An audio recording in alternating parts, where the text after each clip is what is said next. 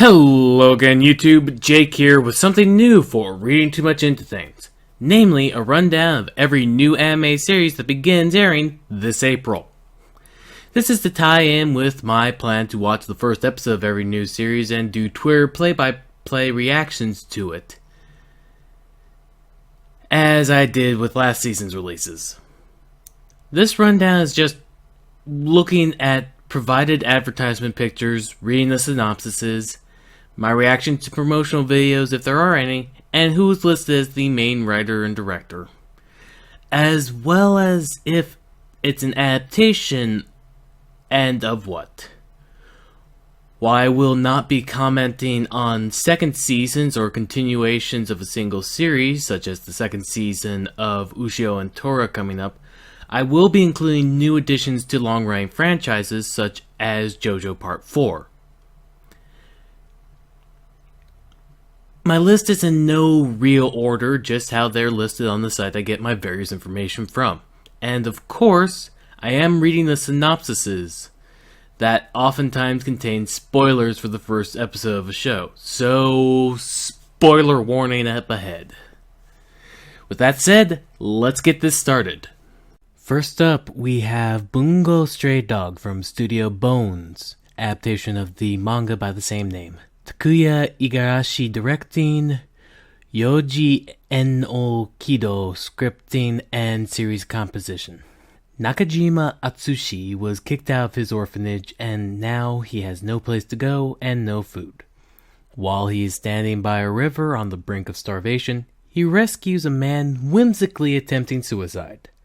That man is Dazai Osamu, and he and his partner Kunikida are members of a very special detective agency. They have supernatural powers and deal with cases that are too dangerous for the police or the military. They're tracking down a tiger that has appeared in the area recently, around the time Atsushi came to the area. The tiger seems to have a connection to Atsushi, and by the time the case is solved, it is clear that Atsushi's future will involve much more of Dazai and the rest of the detectives. I know I should solely judge a show by what it presents for itself, but this makes me miss Kakai Sensen. Next up we have Kotetsujo no Kabanerai, or Kabanerai of the Iron Fortress, an original title from WIT Studio. Tetsuro Araki director, Ichiro Okuchi series composition, and he and Hiroshi Seko on script. As the world is in the middle of an industrial revolution, a monster appears that cannot be defeated unless its heart, which is protected by a layer of iron, is pierced. By infecting humans with its bite, the monster can create aggressive and undead creatures, known as kabane. On the island Hinomoto, located in the Far East, people have built stations to shelter themselves from these creatures. People access the station as well as transport wares between them with the help of a locomotive running on steam called Hayajiro. Ikoma, a boy who lives in the Aragane station and helps to build Hayajiro, creates his own weapon called Tsuranu Kizutsu in order to defeat the creatures. One day, as he waits for an opportunity to use his weapon, he meets a girl named Mume, who is excused from the mandatory Kabane inspection. During the night, Ikuma meets Mume again as he sees Hayajiro going out of control. The staff on the locomotive has turned into creatures. The station, now under attack by Kabane, is the opportunity Ikoma has been looking for. This might sound dismissive and short-sighted before I even see a full episode, but this sounds like an attempt to make a new Attack on Titan, though going for more steampunk late Edo setting instead of the more Eurocentric style of AOT. Though really with how much it's being delayed, there's a market for new Attack on Titan titles.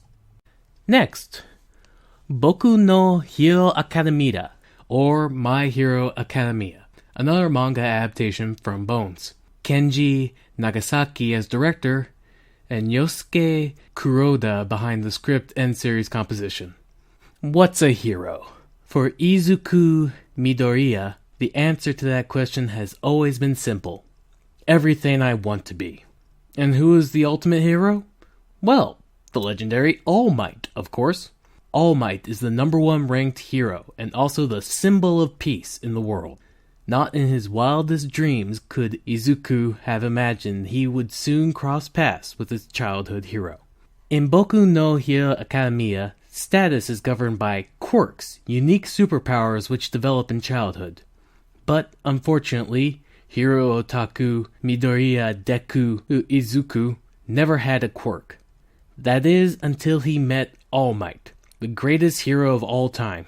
Izuku's transformation from dreamer to superhero begins at UA Academy, the top-ranked hero training high school in Japan. Izuku is on cloud 9 when he's accepted to this prestigious academy, especially when he finds out that All Might is one of the teachers.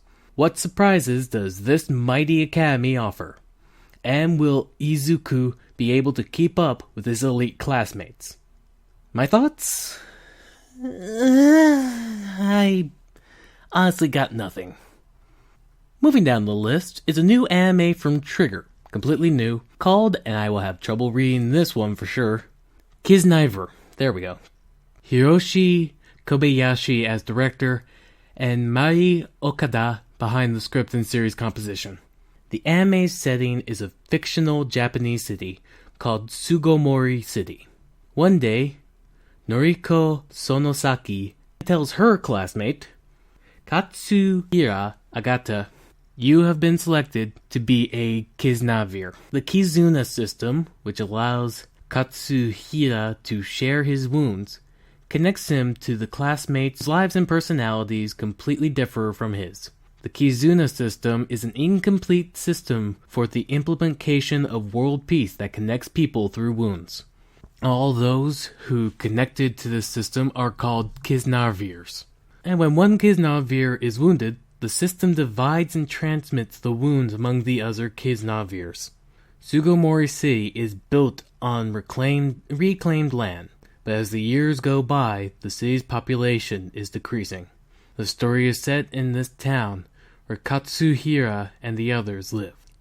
It's easy to guess from the synopsis that this show is going to be character-driven, and so its success will rely on the characters giving a strong early impression on the viewers.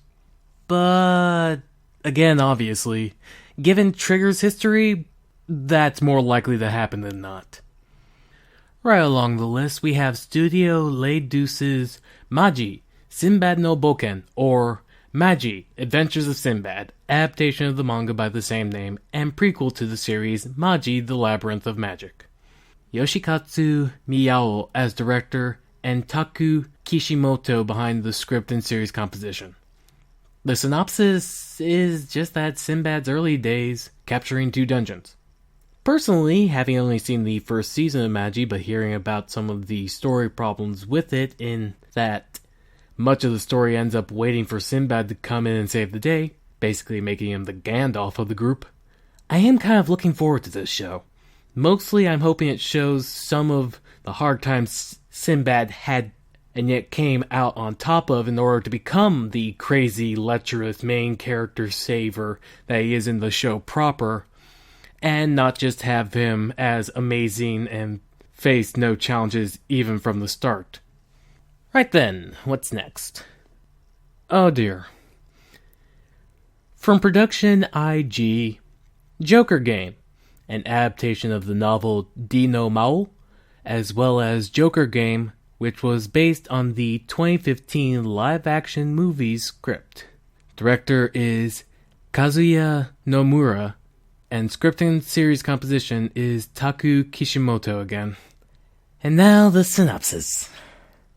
Taking place in the year 1937, on the eve of World War II, the story involves a mysterious spy-trained organization as the D Agency. The organization is established by Lieutenant Colonel Yuki for the Imperial Japanese Army. His ideals lead him to recruit people beyond military academy graduates and personnel while training them to become skilled agents in the arts of manipulation. These agents would become a specialized team to conduct operations. One such anti-hero agent, under the name Jiro Gamao, goes on a harrowing mission to uncover secret documents titled Black Notes, while battling forces from within and without his own ranks. I have to be honest, I am mostly looking forward to this to see how hard they tip around the whole existence of World War II, because from my understanding, this is a faked out alternate timeline with a different World War II completely that they wouldn't feel awkward about talking about because it's not what they actually did. Speaking of awkward Japanese alternate history, next up is A1 Pictures' adaptation of Ace Attorney game series Gyakuten Saiban Sono Shinjitsu Igi Ari, or, well, Phoenix Wright's Ace Attorney.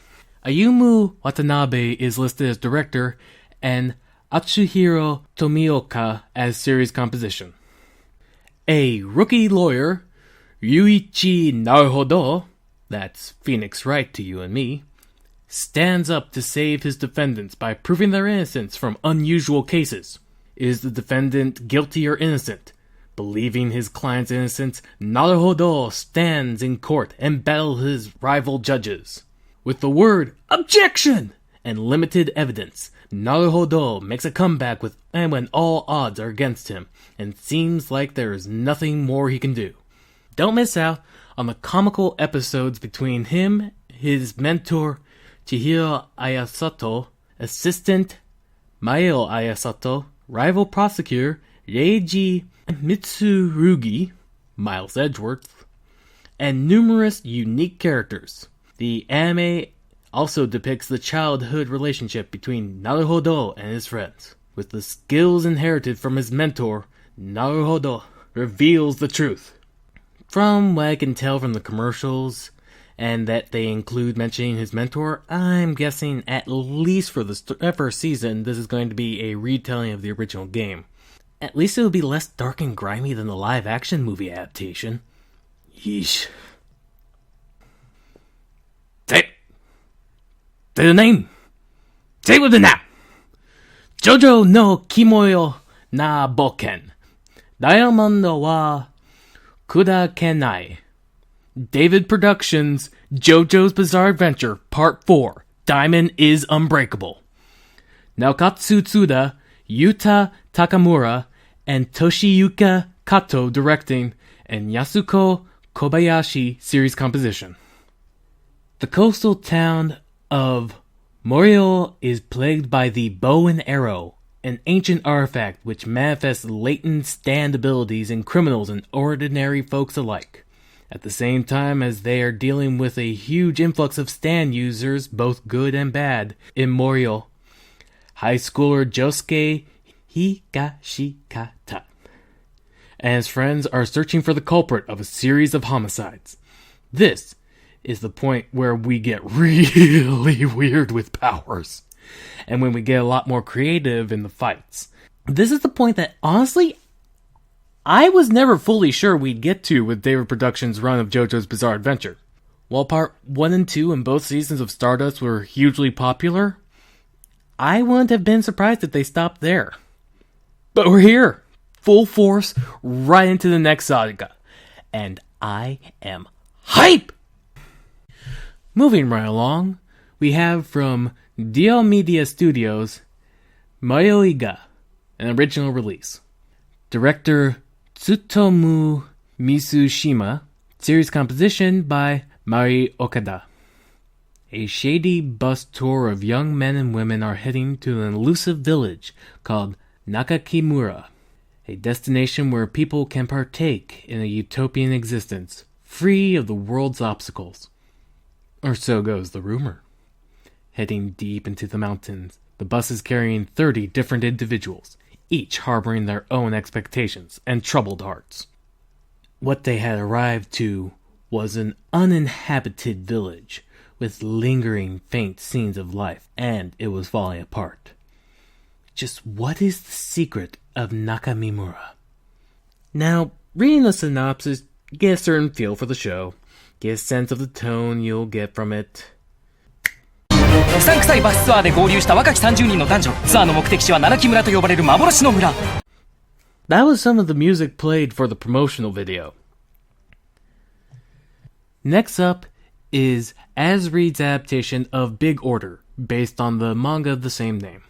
Director listed as Nobuhira Kamanaka, and script and series composition by Katsuhiko Takayama. 10 years ago, a child wished for the destruction of the world. Now, a group of people have the ability to grant their wishes depending on their power. They are called Order users. And before these great people who have the power of order, one person excel the most with abilities to rule and conquer the world and turn people into puppets when it is in his jurisdiction. This power belongs to Hoshimiya Eiji, who is also responsible for the destructive phenomena that happened exactly 10 years ago. Before I knew anything about this show, just the visuals and the concept, I thought, oh, hey, this sounds kind of fun.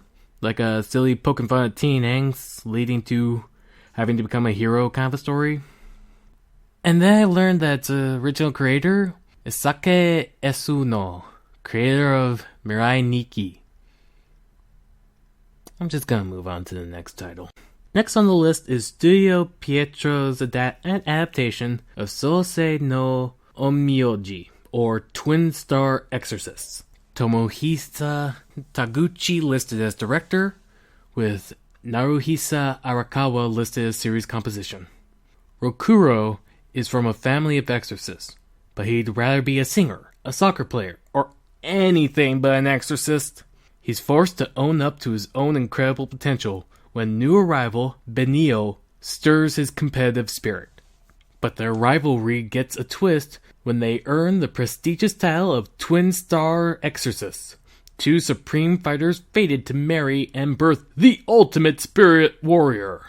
I'll admit, it's been a while since I've seen the "you two are the top of your class, thus you must marry and make the ultimate baby" trope in an anime. Granted, that's mostly saved for harem anime, so I wonder how they'll handle it here.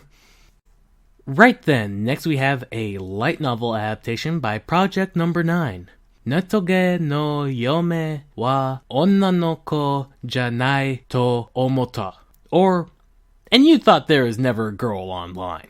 Shinsuke Yanagai directing, and Tatsuya Takahashi behind series composition. Our naive protagonist proposes to a female character in an online game, only to find out that the player is actually a guy. Traumatized by this, he decides to never trust a girl online. But now, 2 years later, a female player is proposing to him. What will happen?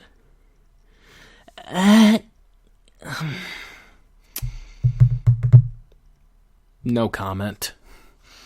Scrolling right along, we have Flying Witch, a JC staff adaptation of the manga by the same name. Katsushi Sakurabi as director, and Hitomi Mieno as series compositioner. The one-line synopsis. Kota Makoto is an airhead with a bad sense of direction that just moved into her relative's house. But is that all?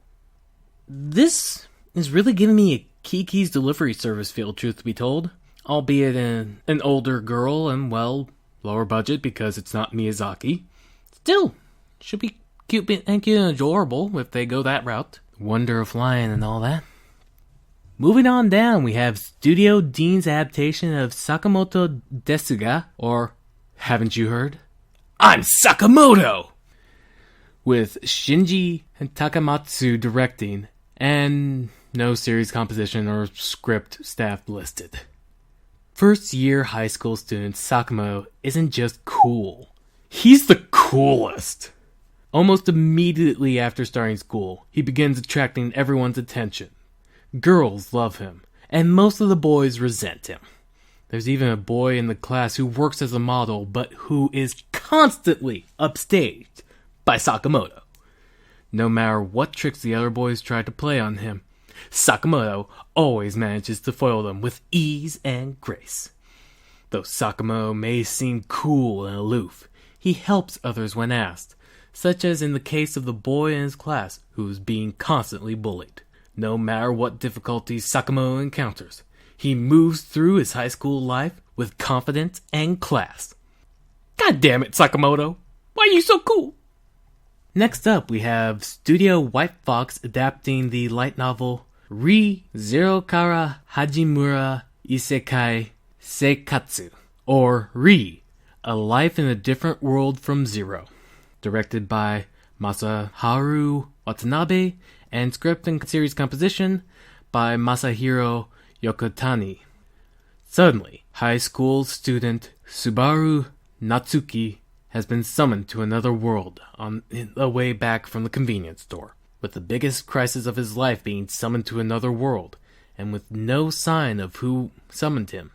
Things become even worse when he is attacked, but when he is saved by a mysterious silver-haired girl with a fairy cat, Subaru cooperates with her to return the favor. When they finally manage to get a clue, Subaru and the girl are attacked and killed by someone. Subaru then awakens in the place he was summoned and knows he gained the ability returns by death, and has become a helpless boy that only has the ability to rewind time by dying. Beyond the despair, can he save the girl from the fate of death?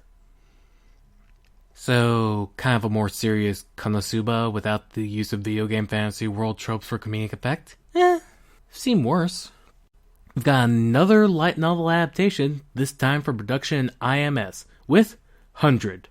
Tomoki Kabayashi directing, and series composition by Hideki Shirane.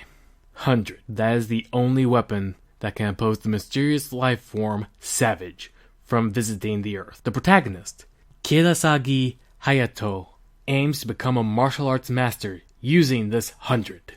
He manages to get into the Battleship University Little Garden. However, I want to see you, Hayato. How do you know my name? Around the roommate, Emil Crossfound, who somehow knows him well, Hayato gets an uneasy feeling.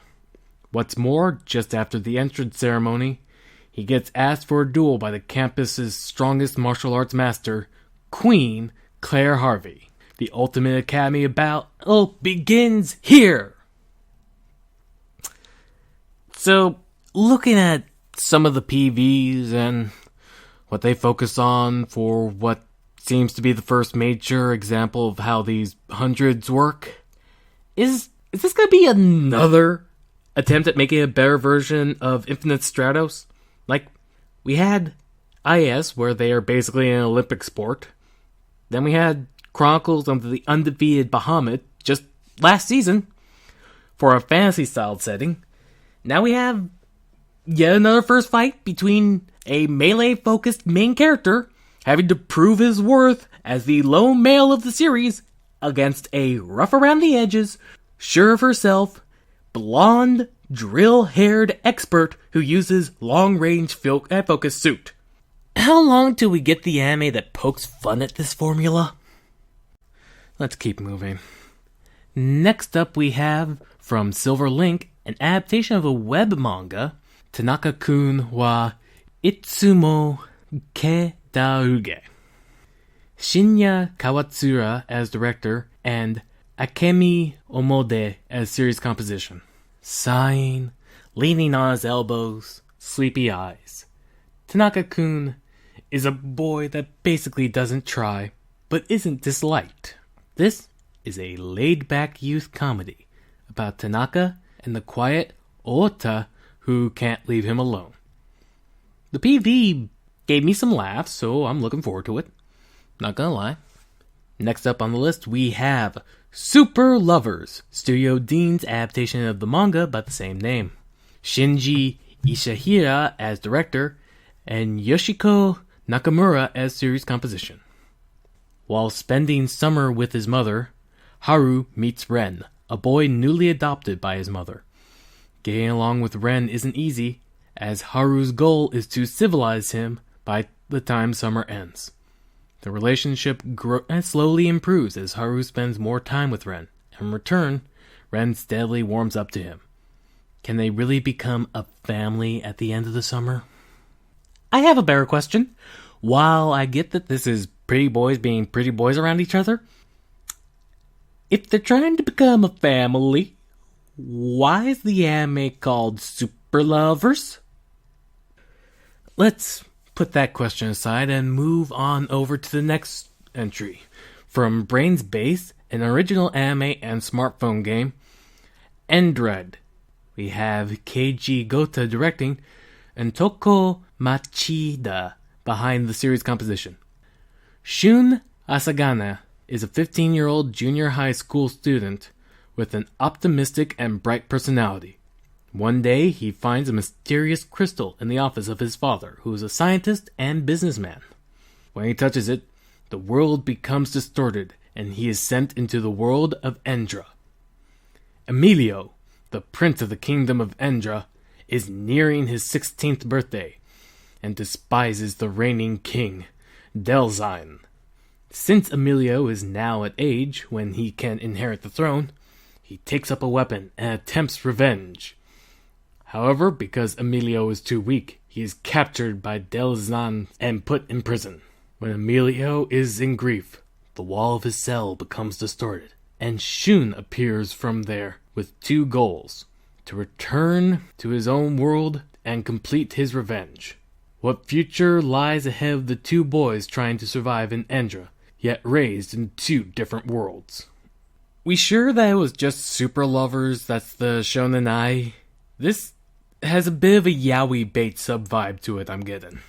I'm not judging, I'm just saying. Moving right along, we have another mobile game adaptation, this time from Studio Bridge. Seisen Cerberus, Ryukoku no Fatalities. Nobuhira Kondo, director. Hiroshi Onogi, series composition.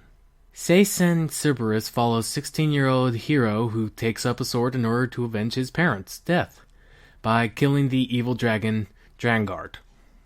And this, I wish I had a better way to put it, but this feels like something that will annoy me. From the needlessly impractical but not all the way impractical cool weapon to the suggested high level of fan service, it just feels prepared to irk me. The lack of a synopsis does not help. Back to cute things, we have a joint effort between Kinema Citrus and EMT Squared Studios. Kuma Miko, or Girl Meets Bear, adapted from the manga. Directed by Kiyoshi Matsuda and script by Pierre Sugira and Masao Aketani. The manga follows Machi, a middle school student who serves as a shrine maiden at Shinto Shrine and takes care of a bear who lives in the mountains in Japan's northern Tohoku region. The bear, Natsu, has the ability to talk and is Machi's guardian. When Machi explains to Natsu that she will attend the school in the city, he gives Machi a set of trials she must pass in order to be able to survive city life. Any kid watching, just a matter of safety. If you find yourself living at a shrine up in the mountains, living together with the talking bear who takes care of you, give yourself a high five, because you've got an awesome life. Then give the bear a high five for being an awesome parental guardian. Next on the list we have PA Works' 15th anniversary original anime, Kuromukuro, directed by Tensai Okamura and series composition by Ryo Higaki. During the construction of Kurobe Dam, an ancient artifact was discovered, and so the United Nations Kurobe Research Institute was established. Intellectuals from all over the world gathered to study the object, and the children of these researchers attend Mount Tate International Senior High School, including the institute's head's daughter, Yukina Shirahane. In the summer of 2016, a lone samurai once again awakens. If they mean that literally an actual samurai, and that the giant robot seen in the trailer are hyper-advanced feudal Japan giant robots. This might be weirdly a lot of fun. Continuing on, we have a manga adaptation, again from Silverlinks, Unhappy/Unhappy/Unhappy-Go-Lucky, directed by Shin Omura, and series composition by Jin Tanaka. The story centers around Class 1-7, Ten no Go Fune Academy, where all the students with bad karma or misfortune seem to have gathered. Hibari, a student in this class, meets the unlucky Hanako and the perpetually unhealthy Botan on her first day of school, and together they try to find a way to turn their school life into a happy one.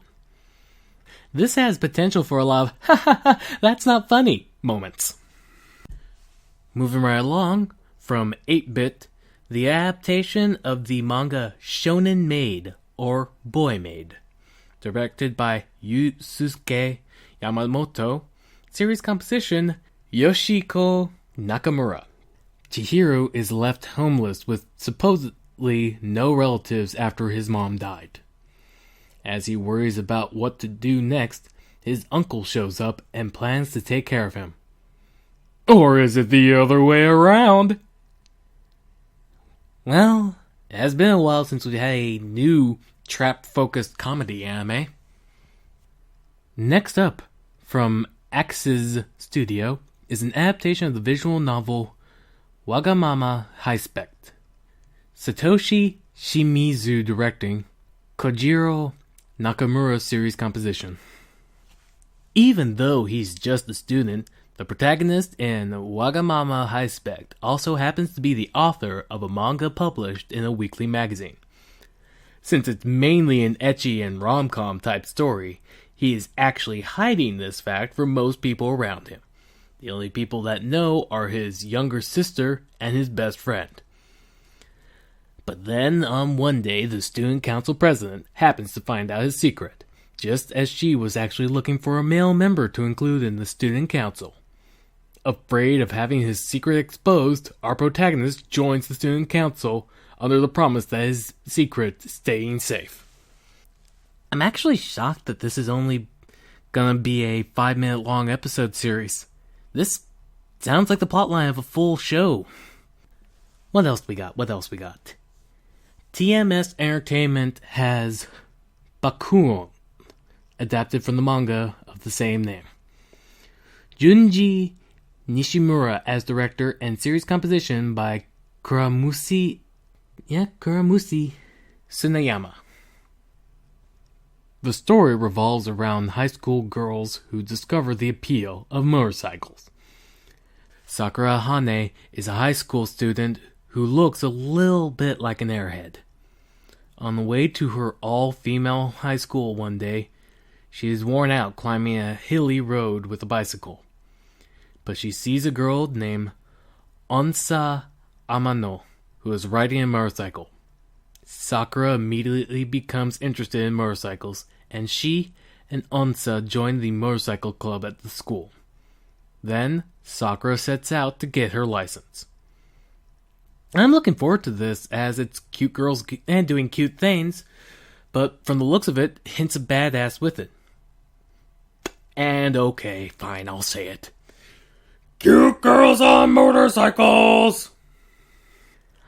Let's move on with Production IMS's adaptation of Haifuri from the manga of the same name. Yu Nobuta directing, and Reiko Yoshida behind both series composition and the script. With Japan having developed as a maritime nation, it became necessary for a specialized school to teach skills essential to protecting the sea.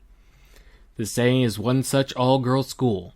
The girls who enroll here study to become blue mermaids through classroom instruction and teaching of practical skills. Blue mermaids are women who pursue the ocean for their professional occupation. They live by the motto, "In the sea we live, and the sea we protect, and by the sea we go."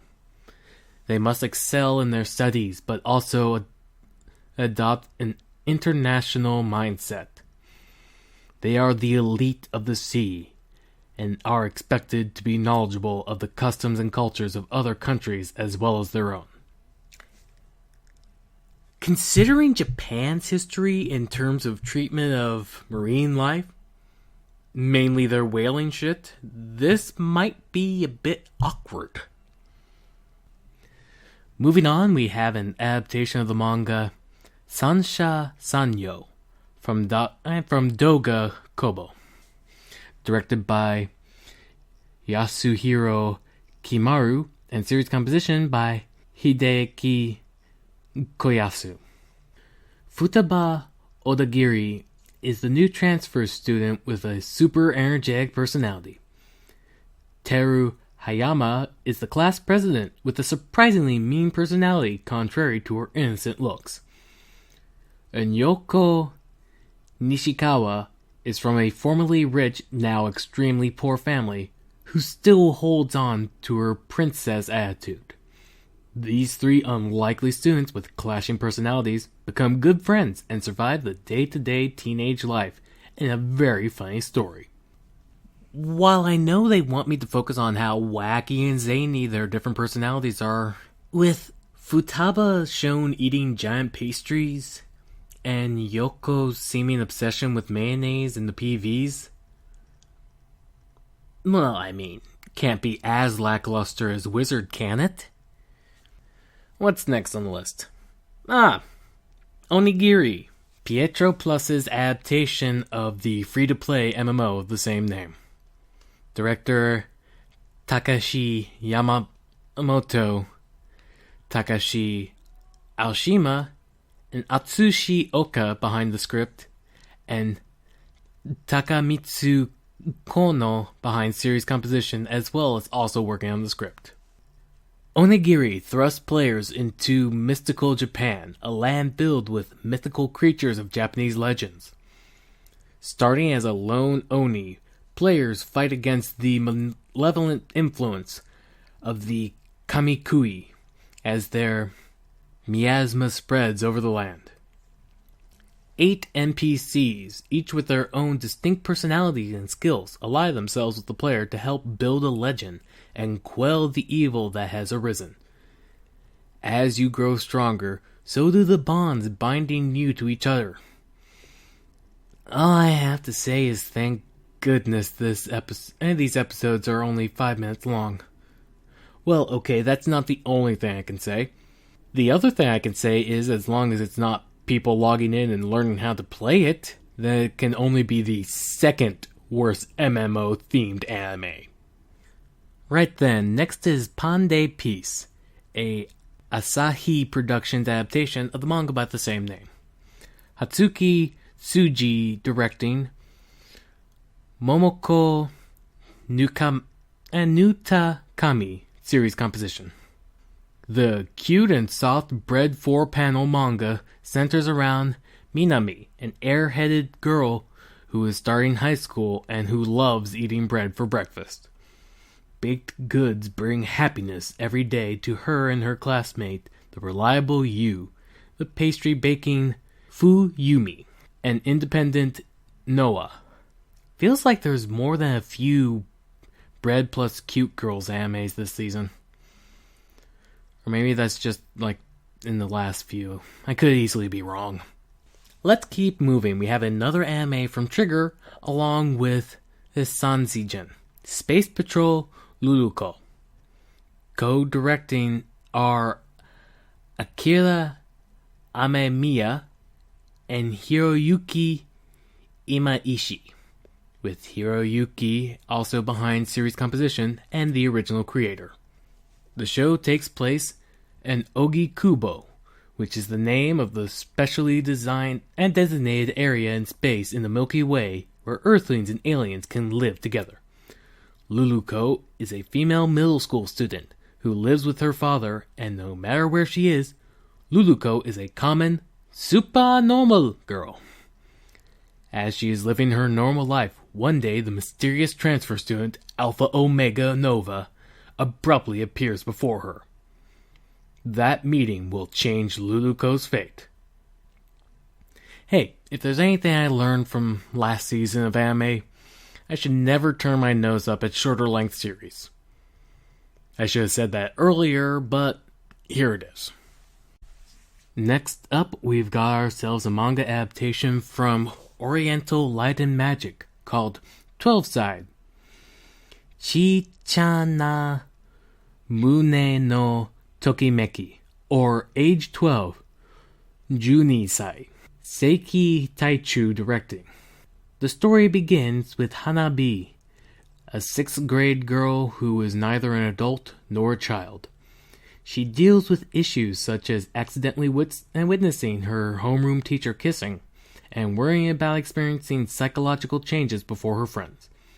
The series depicts a 12-year-old girl's innocent worries and first loves. Okay. As you might tell, we're starting to wind down. Next we have a web manga adaptation from Joker Film Studios, Neko Neko Nihin Shi, directed by Tomohiro Kawamura, series composition by Ryo Takeda, and script by Ryo and Tanashi Shimizu. The story imagines if Japanese historical figures such as Queen Himiko, the warlord Oda Nobunaga, and Samurai Sakamoto Ryoma were cats. I.e., just what the internet has and anime needs more of. More cats. Moving right along is a new original series from Kyotoma, Bishoujo Yuji Unit Crane Game Girls.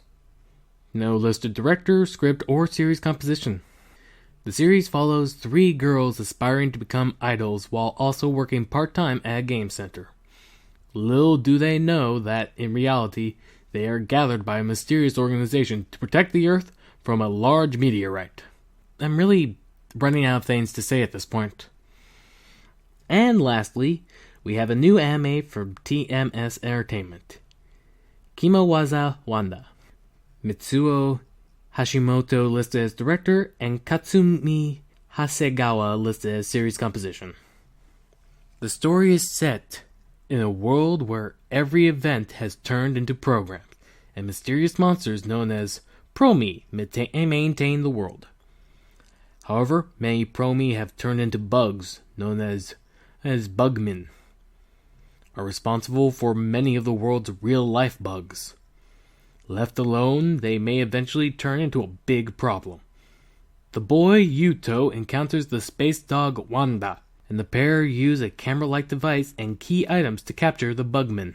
Promen themselves are able to do things like accelerate objects, spew fire, or create objects through an ability known as Kamiwaza, or miracle, and are able to fend off bugmen with it. At first, the bugmen only cause small bothersome things, but will soon elevate into a global-scale threat.